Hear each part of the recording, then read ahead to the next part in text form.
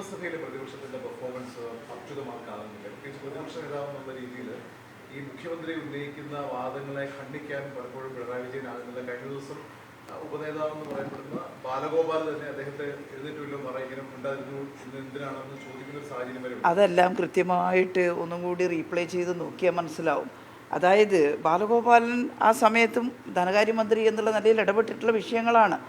അപ്പോൾ അവിടുന്ന് ആരെങ്കിലും പറയുന്ന എല്ലാറ്റിനും മറുപടി പറയല്ല. പ്രസക്തമായ ചില കാര്യത്തിൽ പിണറായിയോട് പറഞ്ഞുകൊണ്ടാണ് അദ്ദേഹം ഇടപെടുന്നത് കണ്ടത്. ഇത് മിണ്ടാതിരിക്കേണ്ടതല്ല, ഇതിന് പറയാം, അതിന് നിങ്ങൾ എഴുന്നേറ്റ് പറയണമെന്നല്ലല്ലോ പറഞ്ഞിട്ടുള്ളത്. പ്രതിപക്ഷം നന്നായിട്ട് പ്രതികരിച്ചിട്ടുണ്ട്. പക്ഷേ പ്രതിപക്ഷത്തിൻ്റെ പ്രതികരണം മീഡിയയിൽ വേണ്ടത്ര കനത്തിൽ വരുന്നില്ല എന്നുള്ളതാണ്. പറയാത്തത് കൊണ്ടല്ല. അപ്പം നിങ്ങളുടെ എല്ലാം പറയുന്നത് ഇങ്ങനെ പറഞ്ഞാൽ പോരാ, കുറച്ചും കൂടി ശക്തമായിട്ട് പറയണമെന്നാണ്. അതിൻ്റെ അർത്ഥം ഇപ്പോഴത്തെ ഭരണകക്ഷി നന്നായിട്ട് വിമർശിക്കപ്പെടണം എന്നാണല്ലോ നിങ്ങളടക്കം സൂചിപ്പിക്കുന്നത്. അത് വേണമെങ്കിൽ കുറച്ചും കൂടി കർശനമായിട്ട് പറയാനുള്ള ഏർപ്പാട് പാർട്ടി എന്തായാലും ആലോചിക്കും. പെർഫോമൻസ് മെച്ചപ്പെടുത്താനല്ല, കുറേയും കൂടി ശക്തമായിട്ട് പറയണമെന്നുണ്ടെങ്കിൽ ഇപ്പോൾ നല്ല പെർഫോമൻസാണ്. പ്രസിഡന്റ് ഒരു പ്രസ്താവന നടത്തിയിരുന്നു. കവചത്തിന്റെ കുറെ കഥകളൊന്നും പറയിപ്പിക്കരുത്, രാകേഷും ദിവ്യയും തമ്മിൽ എന്തൊക്കെയാണ് വളരെ വൃത്തികെട്ട ആരോപണങ്ങളിലേക്ക് പോകാതിരിക്കുന്നതല്ലേ ശരി.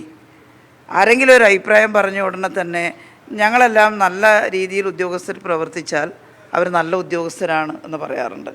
നന്നായിട്ട് ഉദ്യോഗസ്ഥന്മാരുടെ കൂട്ടത്തിലുണ്ടാവുമല്ലോ, നന്നായിട്ട് സമയമെടുത്ത് വളരെ താല്പര്യത്തോടു കൂടി ഒരു കാര്യം ഇംപ്ലിമെൻറ്റ് ചെയ്യണമെന്ന് ആഗ്രഹിച്ച് പ്രവർത്തിക്കുന്നവരുണ്ട്. അതല്ലാത്തവരും ഉണ്ടാവാം ഉദ്യോഗസ്ഥന്മാരുടെ കൂട്ടത്തിൽ. പക്ഷെ നന്നായി ചെയ്യുന്നവരാണ്.